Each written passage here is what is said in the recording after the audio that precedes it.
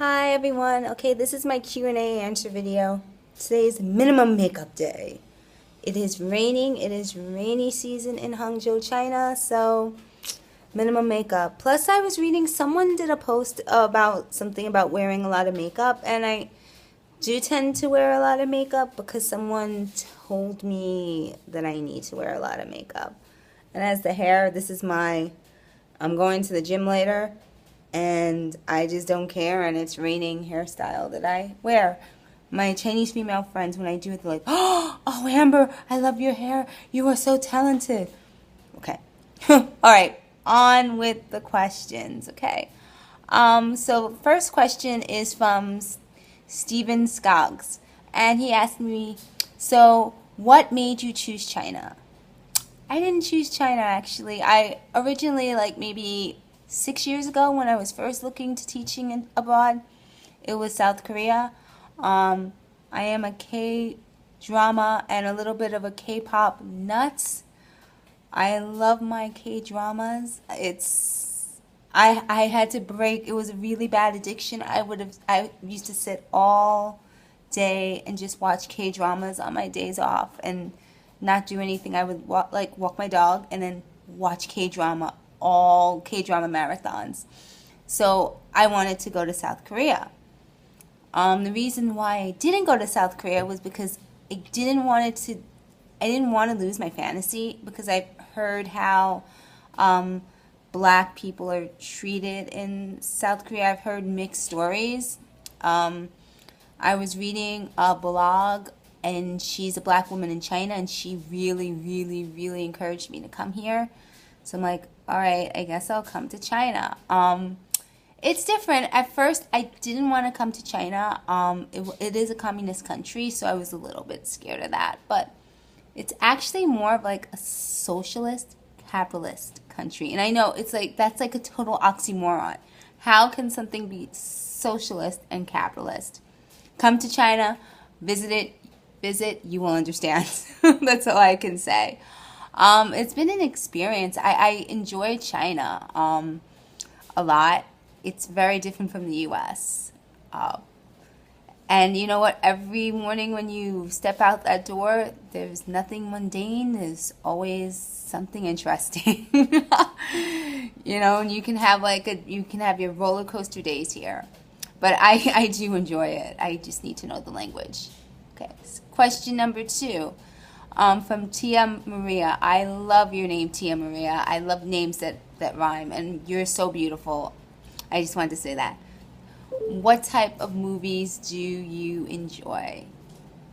I am like any other woman. I love my romantic comedies. I love to see a story of two people developing their love together, and I just love it. I'm like a hopeless romantic. I'm also a sci-fi fanatic. I love my science fiction movies, fantasy type movies.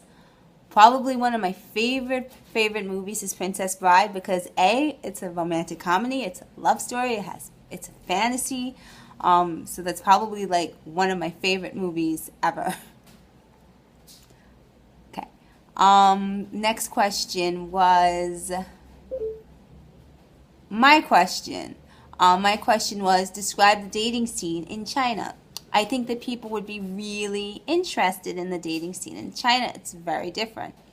Okay, first with Chinese and Chinese, very different. Now, since the one-child policy, the people that are dating age now, the men, they have to work hard. They have to have a lot on the table in dating. So the women, they might not be as, I'm going to say, worthy sometimes, or not have all their stuff put together, and they can easily get a boyfriend. There's not like in the U.S., there's like a competition. In China, for women, it's so much easier because it's easier to get a boyfriend. Now, these guys have to work at it. So they have to know how to cook. They have to know a lot of different things. They have to have a car, a house, everything, just to attract a girl. And this girl may not bring everything to the table, let's just say. What I loved, what's kind of funny, like men carry women's bags, purses everywhere. It's hysterical. I dated a couple of Chinese guys that wanted to carry my bag. Even my evil ex-boyfriend carried my bag.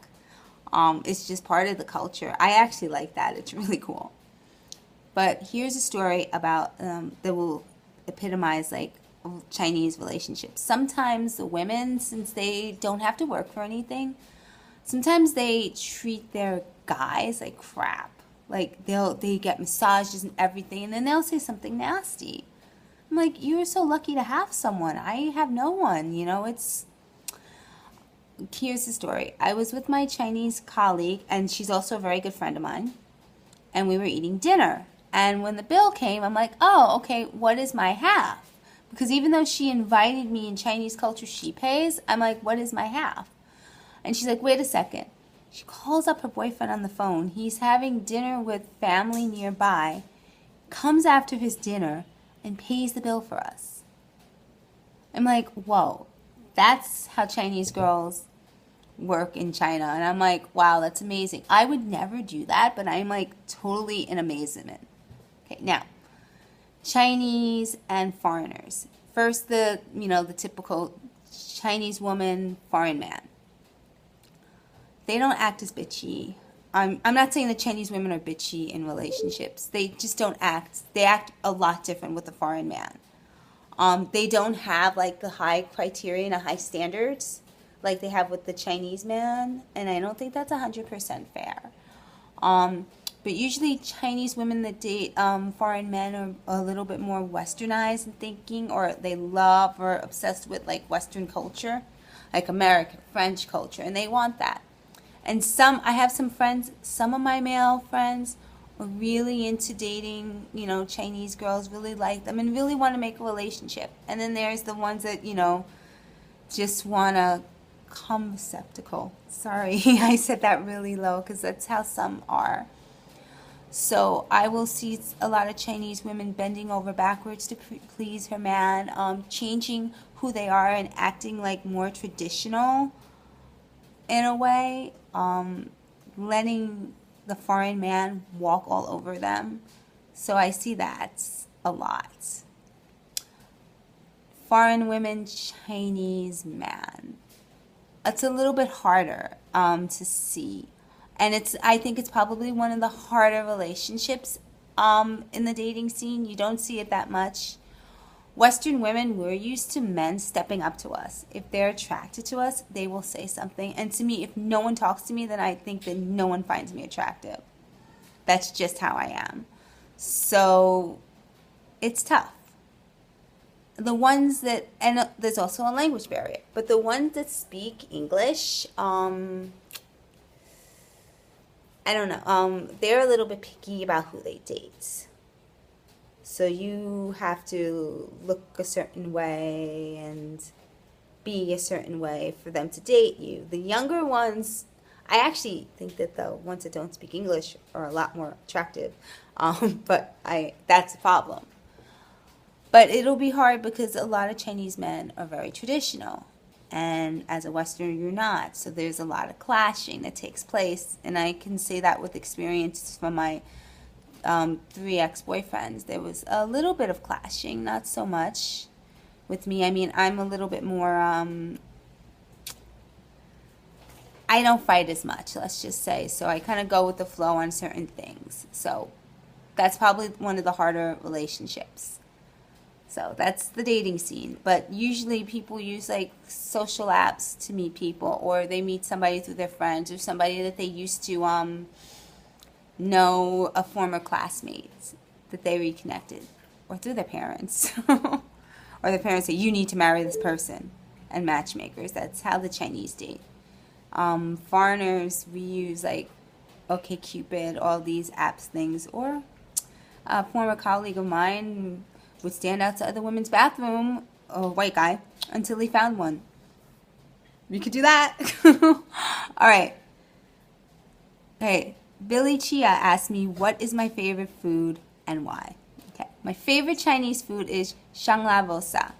Shanglavosa is basically what it is. It's tofu mixed with like these vegetables. I don't know, like maybe peppers, and it's just the way that it's cooked. I love tofu. My second one would be stinky tofu. I love stinky tofu. It's like so good. And then like tai bao, it's like the vegetable baozi and doja. Those are like hands down my favorites. Okay. And oh no, the screen went and I don't know where my other one is. Oh, I had more questions and I'm looking at the screen and then all of a sudden it just went, it disappeared. It's coming. It's coming. It's coming. Help. Where is it? So embarrassing. All right. Oh, so I'm getting a new dog. So that's all very awesome. And he's coming today. So that's going to be really awesome. And I'm so happy about that. Yay. He's going to be like, his name is Bacon. And Bacon is coming to me very soon. I'm so sorry. I'm trying to find, I had another Q&A. And it's MIA. I had some more questions and I had everything on my screen like perfectly, and then the computer shut off and it went to the top of the screens, and I hate when that happens. And now of course I can't find it, and it was like my last Q&A. So I'm gonna do a part 2 Q&A so this is part 1, and part 2 is gonna be the person that asked me 5 questions. Alright, so stay tuned, part 2 is coming up. I can't have you guys like here like, whoa,